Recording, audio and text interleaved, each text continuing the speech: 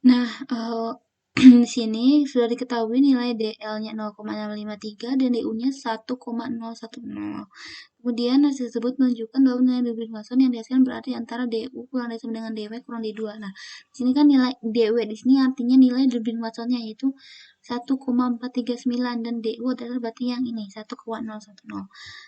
Kenapa kita pilih yang ini? Karena kita lihat yang di sini secara teorinya.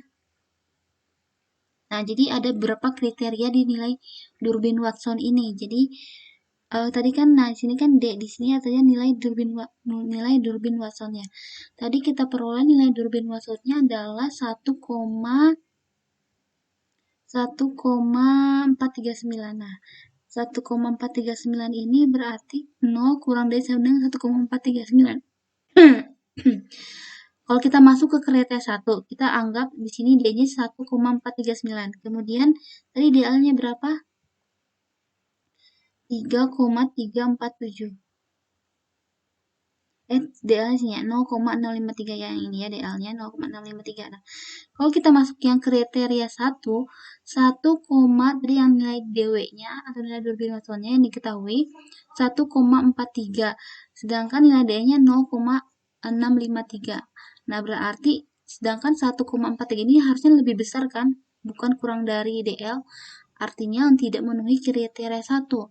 Kemudian kita masuk yang ke kriteria kedua. Kriteria kedua adalah 0,653 kurang dari si D 1,439. Ya, dia memenuhi yang ini. Tetapi coba kita lihat, kita bandingkan yang si D-nya adalah 1,43, kemudian nilai DU-nya tadi 1,01. Nah, sini 1,43 itu kan harusnya lebih besar dari 1,01 kan? Jadi tidak memenuhi kriteria yang kedua ini. Masuk ke kriteria yang ketiga. Di sini kriteria yang ketiga DU-nya adalah 1,010 kurang dari D-nya 1,43. Ya, memenuhi. Dan kemudian kita masuk ke ini. D-nya kurang dari 2. D-nya adalah 1,43 kurang dari 2. Nah, berarti si Durbin Watson ini atau uji autokorelasi ini memenuhi kriteria yang kedua ini. Nah, berarti karena dia memenuhi yang kedua ini, yaitu artinya di sini ya, yang artinya mengindikasikan bahwa hasil persamaan regresi yang diperoleh tidak mengalami masalah autokorelasi seperti itu. Jadi sebenarnya untuk nilai ini tidak perlu dicari terlebih dahulu sampai di kalau memang jadi misalnya nih yang tadi ini tidak memenuhi baru kita cari nilai 4 min DL-nya, 4 min DU-nya karena tapi kita tadi coba-coba dari 1, 2, 3 ternyata yang dari ketiga ini udah cocok, berarti kita pilih yang sini ya, akan terjadi autokorelasi.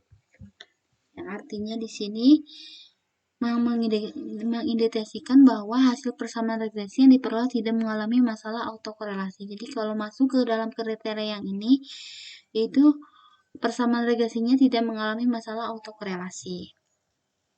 Kemudian kita ke output yang ANOVA ini, tabel ANOVA ini. Nah, di sini berdasarkan tabel ANOVA, yaitu untuk menguji pengaruh variabel bebas secara keseluruhan. Jadi untuk menguji, tadi yang menjadi variabel bebas adalah variabel jumlah sales ya. Jadi jumlah salesnya sebagai variabel bebas atau independen, kita akan melihat apakah si jumlah sales ini mempengaruhi banyaknya penjualan atau tidak. Jadi kita buat nilai H0 dan H1-nya terlebih dahulu. H0-nya yaitu semua variabel bebas tidak memberikan pengaruh terhadap banyaknya penjualan. Dan H1 adalah ada variabel bebas yang memberikan pengaruh terhadap banyaknya penjualannya. Di sini variabel bebasnya yaitu si jumlah sales ya. Dan yang variabel tidak bebasnya adalah yang penjualan. Sini makanya di sini ada variabel bebas yang memberikan pengaruh terhadap banyaknya penjualan. Nah, untuk kriteria keputusannya sama seperti yang pertemuan kemarin. Jadi kalau jika signifikansinya lebih dari alfa, maka dia H0 diterima. Jika signifikansinya kurang dari alfa, maka H0 ditolak. Nah, kemudian kita lihat keputusannya, kita lihat dari nilai signifikan. Di sini 0,0000.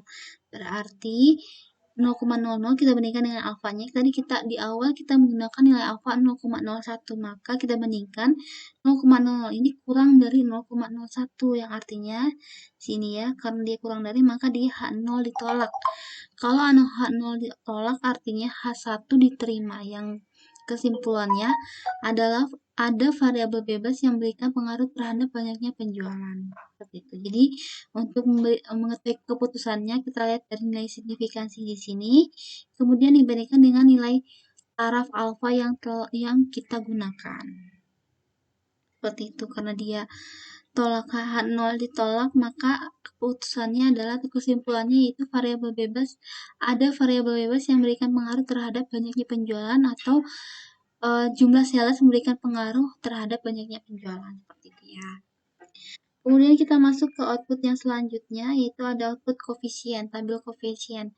Jadi dari tabel koefisien ini kita bisa membuat model persamaan regresinya, yaitu ini penjualan sama dengan, kenapa di sini penjualan? Karena tadi variabel dependennya adalah penjualan, jadi penjualan sama dengan 30 dan dari sini dilihat dari nilai B di sini 30,455 ditambah 18,273 dikali jumlah sales. Nah, karena di sini kan yang 18,273 adalah punya si jumlah sales, maka kali jumlah sales. Jadi penjualan untuk model persamaan regresinya adalah penjualan sama dengan 30.455 ditambah 18.273 kali jumlah sales. Seperti itu. Jadi untuk tabel koefisien ini kita lihat nilai B-nya saja.